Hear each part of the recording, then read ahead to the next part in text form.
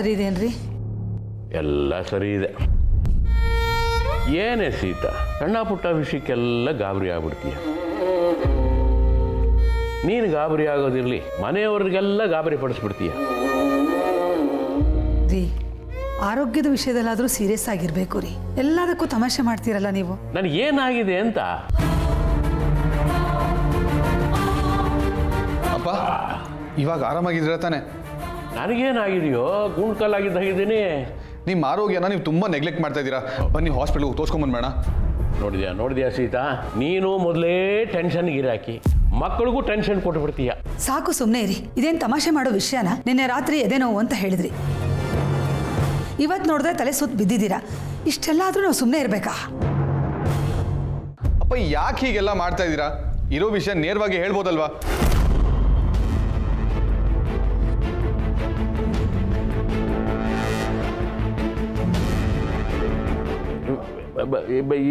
ಇರೋ ವಿಷಯನ ಏನೋ ಹೇಳ್ತಾ ಇದೆಯಾ? ಅಂದರೆ ನಿನ್ನೆ ನಿಮಗೆ ಎದೇನೋ ಬಂದಿದ್ದಾಗಲಿ ಅಥವಾ ಇವತ್ತು ನೀವು ತಲೆ ಸುತ್ತ ಬಿದ್ದಿದ್ದಾಗಲಿ ಅದನ್ನು ನಮ್ಮ ಹತ್ರನೇ ನೇರವಾಗಿ ಹೇಳ್ಬೋದಲ್ಲ ಅಂತ. ನೀವೇನು ಹೇಳಿಲ್ಲ ಅಂದ್ರೇ ನಮಗೆ ಗಾಬರಿ ಆಗೋದು. ಅಯ್ಯೋ ದೇವ್ರೆ, ಎಲ್ರಿಗೂ ಹೇಳಿಕೊಂಡು ಎಲ್ರಿಗೂ ಆಮಂತ್ರಣ ಕೊಟ್ಟು ಎಲ್ರಿಗೂ ಔತಣ ಕೊಡೋದಕ್ಕೆ ಇದು ಏನು ನಿನ್ನ ಮದುವೆ ಕೆಟ್ಟೋಯ್ತೇನೋ?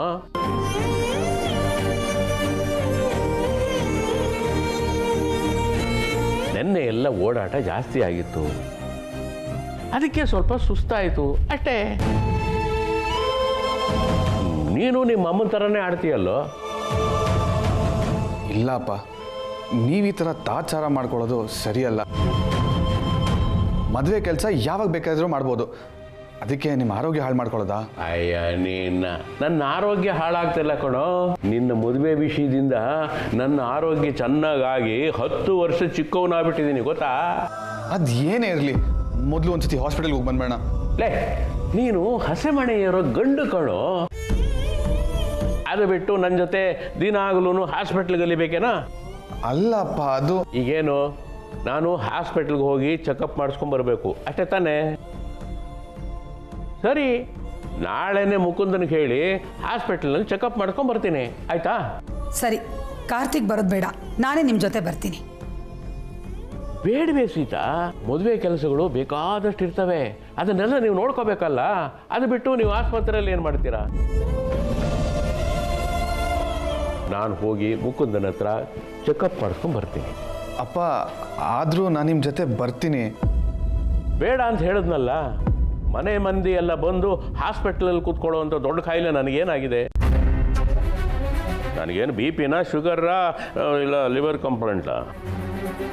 ರೀ, ಬಿಡ್ತು ಅನ್ನಿ, ಏನೇನೋ ಮಾತಾಡ್ತಿದ್ದೀರಲ್ಲ ನೀವು. ನಿನ್ನೆಯಿಂದ ನೋಡ್ತಾನೆ ಇದ್ದೀನಿ, ಬರೀ ಇದೇ ಮಾತಾಡ್ತೀರಾ. ನಿಮ್ಗೆ ಏನು ಹೇಳಲೇಬಾರ್ದು, ಏನಾದ್ರು ಹೇಳಿಬಿಟ್ರೆ ಸಾಕು ಶುರು ಹಚ್ಕೊಂಡ್ಬಿಡ್ತಾರೆ. ಮತ್ತಿನ್ನೇನೇ ಸೀತಾ, ನನಗೇನು ಆಗಿಲ್ಲ ಅಂತ ಹೇಳ್ತಾ ಇದ್ದೀನಿ. ಸುಮ್ಮನೆ ಹಾಸ್ಪಿಟ್ಲಿಗೆ ಹೋಗೋಣ ಅಂತ ಹೇಳ್ತಾ ಇದ್ದಾನೆ. ನೀವು ಹೀಗೆ ಹೇಳಿನೇ ನನಗೇನಾದರೂ ಆಗಬೇಕಷ್ಟೇ. ಅಪ್ಪ, ಕಾರ್ತಿಕ್, ಬೇಡ ಬಿಡ, ನಾವು ಇವ್ರಿಗೇನು ಹೇಳೋದೇ ಬೇಡ. ಆದರೆ ನೋಡಿ, ನಾಳೆ ನೀವು ತಪ್ಪದೆ ಹಾಸ್ಪಿಟ್ಲಿಗೆ ಹೋಗಬೇಕು. ಆಯ್ತಮ್ಮ, ಹೋಗ್ತೀನಿ. ಮಹಾರಾಣಿ ಹುಕ್ಕುಮ್ ಆದಮೇಲೆ ಹೋಗದೇ ಇರೋಕ್ಕಾಗುತ್ತೆ? ಹೋಗ್ತೀನಿ, ನಾಳೆ ಬೆಳಿಗ್ಗೆನೇ ಹೋಗ್ತೀನಿ. ಕಾರ್ತಿಕ್, ನೀನು ಹೋಗಿ ಮಲ್ಕೋ, ಹೋಗು.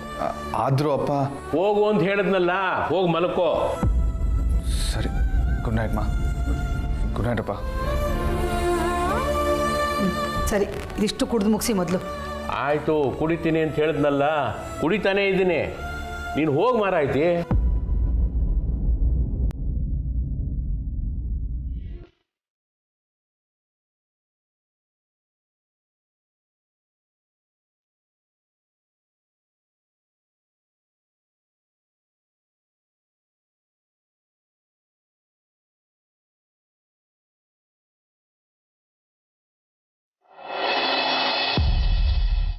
ಅಯ್ಯೋ, ನನ್ನ ಕಂದ ಈಗ ನಡೀತಾ ಇದೆಯಾ ನೋಡು. ಅಂಥ ಮಳೇಲಿ ಯಾಕೆ ನೆನೆಯಕ್ಕೆ ಹೋಗಿದ್ದೆ?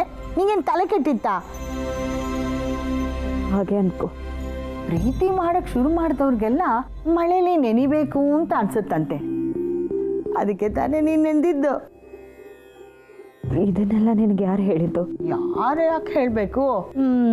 ನೀನು ಕರ್ಕೊಂಡು ಹೋಗಿದ್ದಲ್ಲಮ್ಮ ನನ್ನನ್ನು ಅಂಥ ರಶಲ್ಲಿ ಥಿಯೇಟ್ರಿಗೆ ಮುಂಗಾರು ಮಳೆ ಸಿನಿಮಾ ನೋಡೋಕ್ಕೆ.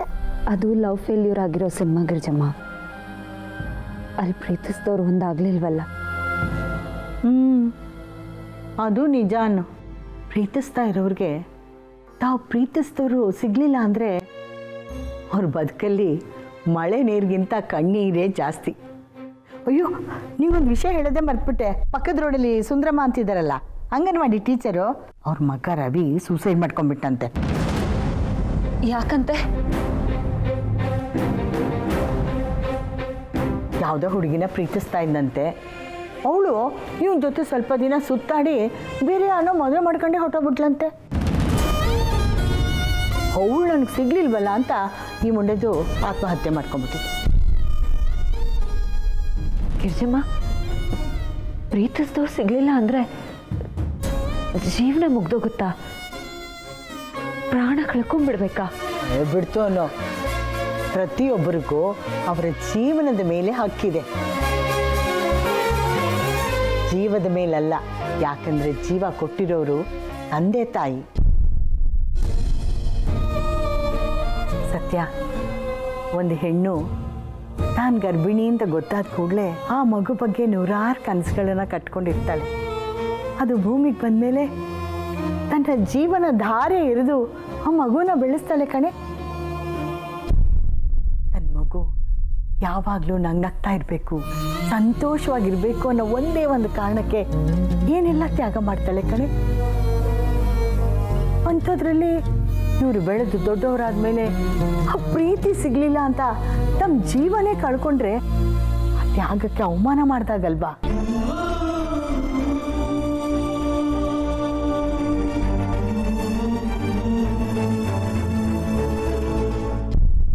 ನಾನು ಕೇಳ್ತೀನಿ, ಪ್ರೀತಿಸಿದವರು ಇಡೀ ಜೀವನ ಜೊತೆಗೇ ಇರಬೇಕು ಅನ್ನೋದು ಎಷ್ಟು ಸರಿ? ನಿಜವಾದ ಪ್ರೀತಿ ಅಂದರೆ ತಾನು ಪ್ರೀತಿಸಿದವರು ಎಲ್ಲೇ ಇರಲಿ ಅವ್ರು ಯಾವಾಗಲೂ ಚೆನ್ನಾಗಿರಬೇಕು ಅಂತ ಅಂದ್ಕೊಳ್ಳೋದು. ಅಯ್ಯೋ, ಅದೆಲ್ಲ ಇರಲಿ, ನಾನು ನಿನ್ನನ್ನು ಕೇಳೋದೇ ಮರ್ತ್ಬಿಟ್ಟೆ. ನೀನು ಅಮೂಲ್ ಬೇಬಿಗೆ ನೀನು ಪ್ರೀತಿಸ್ತಾ ಇರೋದನ್ನು ಹೇಳ್ಬಿಟ್ಯಾ?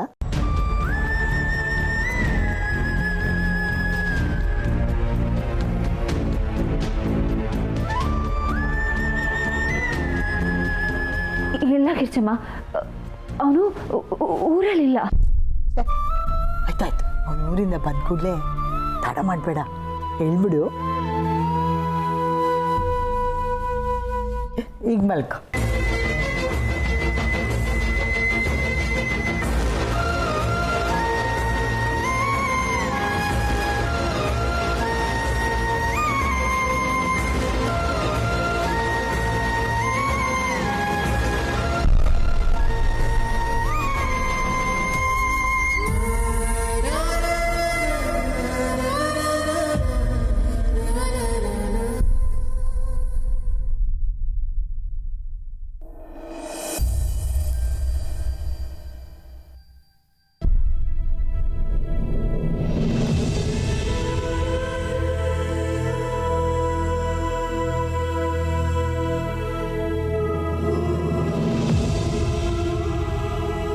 ಅಪ್ಪನ ಕಂಡೀಷನು ಪ್ರತಿದಿನ ಸೀರಿಯಸ್ ಆಗ್ತಿದೆ ಅನ್ಸುತ್ತೆ. ಆದರೆ ವಿಷಯ ಮನೇಲಿ ಯಾರಿಗೂ ಗೊತ್ತಿಲ್ಲ, ನನ್ನ ಕೈಲಿ ಯಾರಿಗೂ ಹೇಳೋಕ್ಕೂ ಆಗ್ತಾ ಇಲ್ಲ. ಒಂದು ವೇಳೆ ಹೇಳಿದ್ರೆ ಈ ವಿಷಯ ನನ್ನಿಂದ ಗೊತ್ತಾಯ್ತು ಅಂತ ಅಪ್ಪ ತುಂಬ ಬೇಜಾರು ಮಾಡ್ಕೋತಾರೆ. ಅದು ಅಲ್ಲದೆ ಅಮ್ಮನಿಗೇನಾದರೂ ಅಪ್ಪಂಗೆ ಈ ಥರ ಎಲ್ಲ ಆಗಿದೆ ಅಂತ ಗೊತ್ತಾದರೆ ಅವಳು ಖಂಡಿತ ತಡ್ಕೊಳ್ಳಲ್ಲ. ಈಗ ನಾನು ಏನು ಮಾಡಲಿ? ಇದೆಲ್ಲ ಗೊತ್ತಿದ್ರು ಗೊತ್ತಿಲ್ಲದಿರೋ ಹಾಗೆ ಅಪ್ಪನ ಬಗ್ಗೆ ಹೇಗೆ ಕೇರ್ ತಗೊಳ್ಳಿ? ಅಪ್ಪನೂ ಅವ್ರ ಹೆಲ್ತ್ನ ಸೀರಿಯಸ್ ಆಗಿ ತಗೋತಾ ಇಲ್ಲ ಅನ್ಸುತ್ತೆ. ಇಲ್ಲ, ಈ ವಿಷಯದ ಬಗ್ಗೆ ನಾನು ಮುಕುಂದ್ ಅಂಕಲ್ ಜೊತೆ ನೇರವಾಗಿ ಮಾತಾಡೋದೇ ಒಳ್ಳೇದು. ಹೌದು, ಈ ವಿಷಯದ ಬಗ್ಗೆ ಮುಕುಂದ್ ಅಂಕಲ್ ಜೊತೆ ನೇರವಾಗಿ ಮಾತಾಡಲೇಬೇಕು.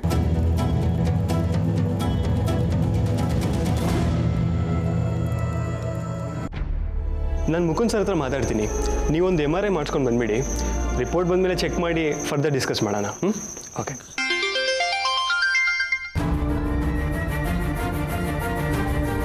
Mukund sir phone. Hello hello, ನಾನು ಕೋಟೆ ಮನೆ ರಾಮಚಂದ್ರ ಅವ್ರ ಮಗ ಕಾರ್ತಿಕ್ ಅಂತ. ಮುಕುಂದ್ ಅಂಕಲ್ ಜೊತೆ ಮಾತಾಡಬೇಕಿತ್ತು. ಸಾರಿ ಸರ್, ಅವರು ಒಂದು ಓಟಿನಲ್ಲಿದ್ದಾರೆ. ಒಂದು ಎಮರ್ಜೆನ್ಸಿ ಸರ್ಜರಿ ನಡೀತಿದೆ. ಇನ್ನೂ ಒಂದು 3-4 ಅವರ್ಸ್ ಆದರೂ ಆಗ್ಬೋದು. ಹೌದಾ? ಅದು ನಾನು ಹೇಳಿ ಸರ್, ಏನಾದರೂ ಇಶ್ಯೂ ಇದೆಯಾ? ನಿಮ್ಮ ತಂದೆ ರಾಮಚಂದ್ರ ಅವ್ರು ಹೇಗಿದ್ದಾರೆ? ಆ ವಿಷಯದ ಬಗ್ಗೆನೇ ಮಾತಾಡೋಕೆ ನಾನು ನಿಮ್ಗೆ ಫೋನ್ ಮಾಡಿದ್ದು. ಅಪ್ಪ ಇವತ್ತು ಪ್ರಜ್ಞೆ ತಪ್ಪಿದ್ರು. ಅಪ್ಪನ ಹೆಲ್ತ್ ಕಂಡೀಷನ್ ಬಗ್ಗೆ ನಿಮಗೆಲ್ಲ ಕ್ಲಿಯರಾಗಿ ಗೊತ್ತಿರುತ್ತೆ. ಅದು ನನಗೂ ಕ್ಲಿಯರಾಗಿ ಹೇಳ್ಬೋದಾ? ಪ್ರಜ್ಞೆ ತಪ್ಪಿದ್ರಾ? ಅಂದರೆ ಅವರಿಗೆ ಅಂಥ ಸೀರಿಯಸ್ ಹೆಲ್ತ್ ಇಶ್ಯೂಸ್ ಏನಿಲ್ಲ. ಪ್ಲೀಸ್ ಡಾಕ್ಟರ್, ಮುಕುಂದ್ ಅಂಕಲ್ಲು ಅಪ್ಪನ ಜೊತೆ ಅವ್ರ ಹೆಲ್ತ್ ಬಗ್ಗೆ ಮಾತಾಡಿದ್ದು ನನಗೆ ಗೊತ್ತು. ಅದು ಅಲ್ಲದೆ ರಕ್ತದ ವಿಷಯವಾಗಿ ಏನೋ ಸೀರಿಯಸ್ ಕಾಯಿಲೆ ಅಪ್ಪನಿಗಿದೆ ಅಂತಲೂ ನನಗೆ ಗೊತ್ತು. ಪ್ಲೀಸ್ ಹೇಳಿ ಸರ್. ಆದರೂ ನಾನು ಈ ವಿಷಯನ ನಿಮ್ಮ ಹತ್ರ... ಸರ್, ಯೋಚನೆ ಮಾಡಬೇಡಿ. ಇದನ್ನು ನನ್ನ ಪರ್ಸ್ನಲ್ ರಿಕ್ವೆಸ್ಟ್ ಅಂದ್ಕೊಳ್ಳಿ. ನಮ್ಮ ಅಪ್ಪನ ಕಂಡೀಷನ್ ಬಗ್ಗೆ ನಾನು ಡೀಟೇಲಾಗಿ ತಿಳ್ಕೊಳ್ಳೋದ್ರಲ್ಲಿ ಏನು ತಪ್ಪಿದೆ? ನನಗೆ ಯಾವ ವಿಷಯನೂ ಗೊತ್ತಿಲ್ಲ ಅಂದಿದ್ರೆ ಸಮಾಧಾನವಾಗಿರ್ಬೋದಾಗಿತ್ತು. ಇಲ್ಲ, ನನಗೆ ಎಲ್ಲ ವಿಷಯನೂ ಗೊತ್ತಿದ್ರೆ ಅದ್ರ ಬಗ್ಗೆ ಯೋಚನೆ ಮಾಡ್ಬೋದಾಗಿತ್ತು. ಆದರೆ ನನಗೆ ಈ 2 ವಿಷಯನೂ ಗೊತ್ತಿಲ್ಲ. ಆದರೂ ನಾನು ನಿಮಗೆ ಈ ಡೀಟೇಲ್ಸ್ ಎಲ್ಲ ಕೊಟ್ಟರೆ Mukund sir... don't worry sir, Mukund uncle ಹತ್ರ ನಾನು ಖಂಡಿತವಾಗ್ಲೂ ಹೇಳಲ್ಲ. ನನಗೆ ಗೊತ್ತು, ಮುಂದೆ ಯಾವುದಾದ್ರು ಸಿಚುವೇಶನಲ್ಲಿ ಮುಕುಂದ್ ಅಂಕಲ್ ನನ್ನ ಜೊತೆ ಖಂಡಿತವಾಗ್ಲೂ ಮಾತಾಡ್ತಾರೆ. ಆದರೆ ಇವಾಗ ನನ್ನ ಸಮಾಧಾನಕ್ಕಾದರೂ ಹೇಳಿ sir, please. Okay sir. By the way, ನೀವೀಗ ನನಗೆ ಕಾಲ್ ಮಾಡಿದ್ದು ಒಳ್ಳೆಯದೇ ಆಯಿತು. ನಾವು ನೆನೆ ರಾಮಚಂದ್ರ ಅವ್ರಿಗೆ ಹಾಸ್ಪಿಟ್ಲಿಗೆ ಬಂದು ಕೆಲವೊಂದು ಟೆಸ್ಟ್ಗಳನ್ನ ಮಾಡ್ಸೋಕೆ ಹೇಳಿದ್ವಿ. ತುಂಬ ಎಮರ್ಜೆನ್ಸಿಯಾಗಿ ಆಗಬೇಕಾಗಿರೋ ಟೆಸ್ಟ್ಗಳಿದ್ದಾವೆ. ನಾವು ಕೇಳಿದ್ರೆ ನಾನು ಬ್ಯುಸಿದ್ದೀನಿ, ಬರೋಕ್ಕಾಗಲ್ಲ ಅಂತ ಹೇಳಿಬಿಟ್ರು. ಇವತ್ತು ಬರ್ತಾರೆ ಅಂದ್ಕೊಂಡ್ರೆ ಇವತ್ತು ಬಂದಿಲ್ಲ. ಇದೆಲ್ಲ ಹೀಗೆ ಡಿಲೇ ಆದರೆ ಆಮೇಲೆ ಪರಿಸ್ಥಿತಿ ನಮ್ಮ ಕೈ ಮೀರಿ ಹೋಗ್ಬೋದು. ಆಮೇಲೆ ನಾವ್ಯಾರು ಏನೂ ಮಾಡೋಕ್ಕಾಗಲ್ಲ.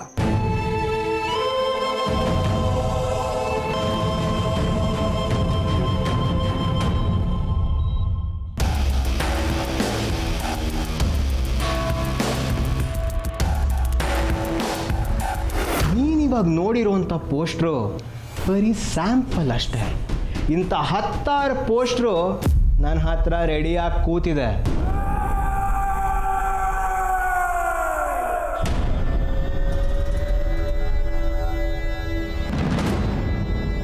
ಇಷ್ಟೊತ್ತಾದರೂ ಒಂದು ಕಾಲು ಇಲ್ಲ, ಮೆಸೇಜು ಇಲ್ಲ. ಇವನ ಉದ್ದೇಶ ಏನು ಅಂತ ಅರ್ಥನೇ ಆಗ್ತಿಲ್ಲ. ಕಾರ್ತಿಕ್ನ ಮದುವೆ ಆಗ್ತೀನಿ ಅಂತ ಸೈಕಿಕ್ ಆಗ್ಬಿಟ್ನಾ? ಇವನೇನಾದರೂ ಸೈಕೋಪಾತ್ ಥರ ರಿಯಾಕ್ಟ್ ಮಾಡಿದ್ರೆ ಅದು ನನಗೆ ಡೇಂಜರ್. ಲವ್ ಫೇಲ್ಯೂರ್ ಆಯಿತು ಅಂತ ಮೆಂಟ್ಲಾಗಿ ಏನಾದರೂ ಮಾಡಿಬಿಟ್ರೆ?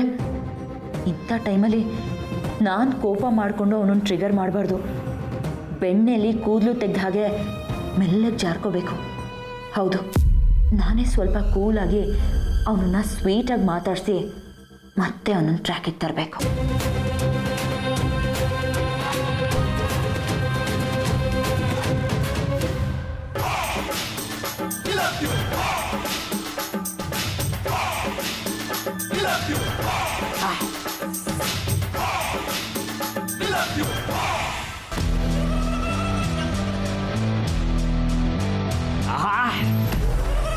ಯಾ ಹಿಂಗಿದೆ ಕಿಕ್ಕು, ತಲೆ ಗ್ರರ್ ಅಂತಿರ್ಬೇಕಲ್ವಾ? ಎಣ್ಣೆ ಹೊಡಿತಿರೋದು ನಾನು, ಆದರೆ ಕಿಕ್ ಹೊಡಿತಿರೋದು ಮಾತ್ರ ನಿನಗೆ. ಯಾರ್ದದು ಫೋನು? ವಾ, ನೆನೆದವರ ಮನದಲ್ಲಿ. ನೀನೇ ನನಗೆ ಈ ಥರ ಪದೇ ಪದೇ ಕಾಲ್ ಮಾಡ್ತಿದ್ರೆ ರಾ ವಿಸ್ಕಿ ಜೊತೆ ಉಪ್ಪಿನಕಾಯಿ ನೆಂಚ್ಕೊಳ್ಳೋಷ್ಟು ಖುಷಿ ಆಗ್ತಿದೆ. ಹೇಳು ದಿವ್ಯಾ. ಹೇಳಬೇಕಾಗಿರೋದು ನೀನು ಬಾಲ. ನೀನು ಹೇಳ್ದಾಗೆ ಕೇಳ್ತೀನಿ ಅಂತ ಹೇಳಿದ್ನಲ್ಲ, ನಾನು ಏನು ಮಾಡಬೇಕು ಅಂತ ಹೇಳು.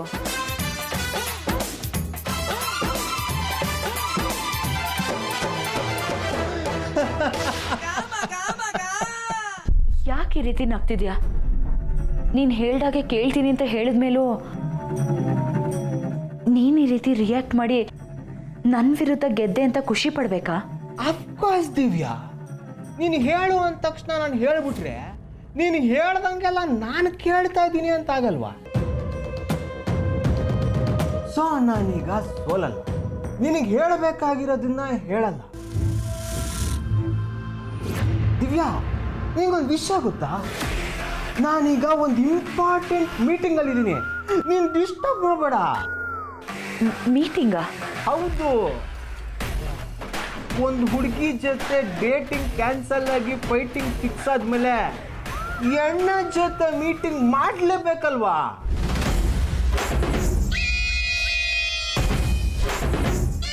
ಐ ಫುಲ್ ಬಿಸಿ ನಾವು. ನೀನು ನನ್ನ ಕಾಲಿಗೆ ವೆಯ್ಟ್ ಮಾಡಬೇಕು. ನಿನ್ನ ಕಾಲಿಗೆಲ್ಲ ನಾನು ಆನ್ಸರ್ ಮಾಡೋಕ್ಕಾಗಲ್ಲ.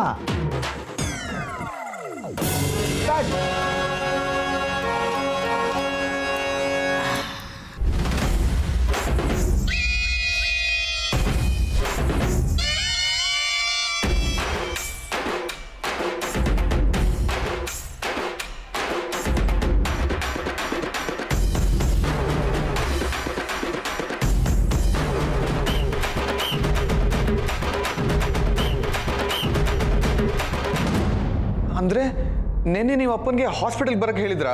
ಹೌದು ಸರ್, ಆದರೆ ಅವರು ನಿಮ್ಮ ಮದುವೆ ವಿಚಾರವಾಗೇನೋ ಪೂಜೆ ನಡೀತಿದೆ, ಅದಕ್ಕೆ ಬರೋಕ್ಕಾಗಲ್ಲ ಅಂತ ಹೇಳಿದರು. ಅವ್ರಿಗೆ ಅವ್ರ ಪ್ರಾಣಕ್ಕಿಂತ ನಿಮ್ಮ ಮದುವೆ ಕೆಲಸಗಳೇ ಹೆಚ್ಚು ಅನ್ನೋ ಹಾಗೆ ಮಾತಾಡಿದ್ರಂತೆ.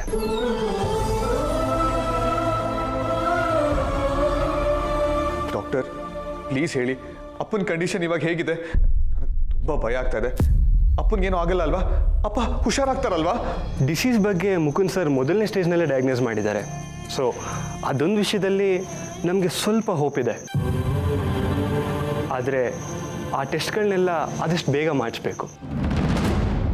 ಬಾಡಿ ಪ್ರತಿದಿನ ಆ ಡಿಸೀಸ್ಗೆ ಯಾವ ಸ್ಟೇಜ್ನಲ್ಲಿ ರಿಯಾಕ್ಟ್ ಮಾಡ್ತಿದೆ ಅನ್ನೋದು ನಮ್ಗೆ ಗೊತ್ತಾಗಬೇಕಾಗುತ್ತೆ.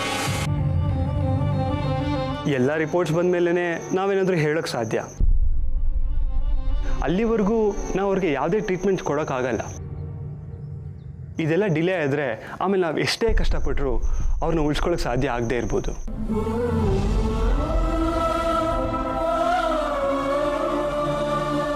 ಅದಕ್ಕೆ ನಾಳೆ ಮಿಸ್ ಮಾಡಿದೆ ಅವ್ರನ್ನ ಹಾಸ್ಪಿಟಲ್ಗೆ ಕರ್ಕೊಂಡು ಬನ್ನಿ. ಇಂಥ ಟೈಮಲ್ಲಿ ಒಂದೊಂದು ದಿನವೂ ಅವ್ರ ಜೀವನ ಕಾಪಾಡಲೂಬಹುದು, ತೆಗಿಲೂಬಹುದು. ನಿನ್ನ ರಿಪೋರ್ಟೆಲ್ಲ ನೋಡಿದ ಮೇಲೆ ಗೊತ್ತಾಯಿತು ನನಗೆ, ಅದು ಈಗಾಗಲೇ ಸಿವಿಯರ್ ಸ್ಟೇಜ್ ತಲುಪಿದೆ.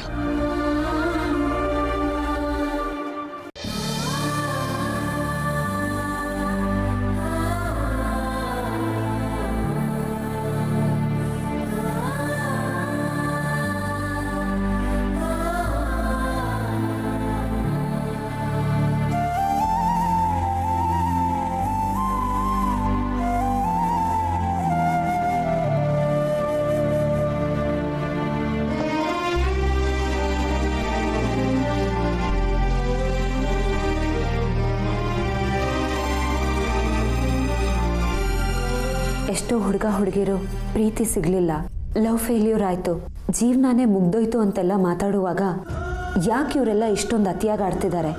ಪ್ರೀತಿ ಇಲ್ಲ ಅಂದರೆ ಜೀವನನೇ ಇಲ್ವಾ? ಇವ್ರಿಗೆಲ್ಲ ತಲೆ ಕೆಟ್ಟಿದ್ಯಾ ಅಂತೆಲ್ಲ ಅನ್ನಿಸ್ತಿತ್ತು. ಆದರೆ ಅವರೆಲ್ಲ ಅನುಭವಿಸಿದ ನೋವೇನು ಅಂತ ನನಗೀಗ ಅರ್ಥ ಆಗ್ತಿದೆ. ಪ್ರೀತಿ ಸಿಕ್ಕಾಗೋ ಸಂತೋಷ, ಪ್ರೀತಿ ಕಳ್ಕೊಂಡಾಗೋ ದುಃಖ ಎರಡು ಅನುಭವಿಸಿದವ್ರಿಗೆ ಮಾತ್ರ ಗೊತ್ತಾಗೋದಕ್ಕೆ ಸಾಧ್ಯ.